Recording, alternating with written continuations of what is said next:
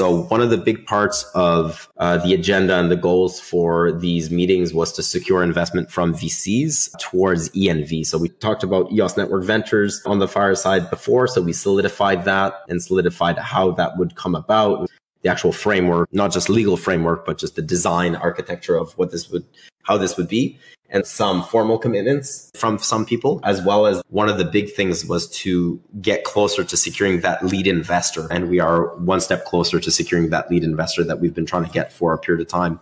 And so really a big part of this was to secure known VCs that would be part of the investors, because then that attracts then more external capital afterwards. And then you get the public sales. Within those, that's when you get benefits to EOS token holders, for example, that we've been mentioning, but that's not public yet in terms of what that will represent.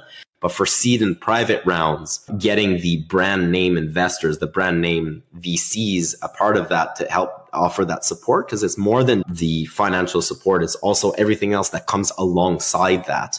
It's what else can they do? For example, if you had Binance Labs as a lead investor, does that perhaps also open doors for token listings or for anything else? What else can that investor do to help benefit that ecosystem that's outside of just the funding? That was a huge part of what this trip was about.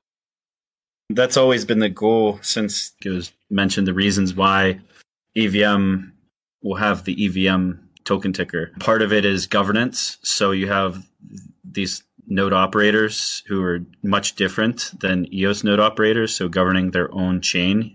EVM is a chain within a chain, if you think of it like that. But another reason is for bringing external capital into the EOS ecosystem. And that's very much what's going to happen. Going back to what I was saying earlier, like when I was talking about my excitement, how the strategic bet on doing an EVM, it was just validation that it made sense. The amount of capital that's gone into that, like I said, it's less than's gone into wallets, it's less than's gone into APIs, it's less than what went to the blue papers, less than HyphaDAO. We have all these other grants and investments that are much higher, but there's no real expectation on ROI for the network itself. Whereas with EVM, like for less than $1 million, there's going to be this return on investment of many millions of dollars coming back into the ecosystem externally. So not just capital from EOS token holders swapping their EOS for EVM, but from these large known funds bringing their capital in. They're bringing that capital in from stable coins. They're bringing that capital in from BNB or ETH or wherever their capital is parked.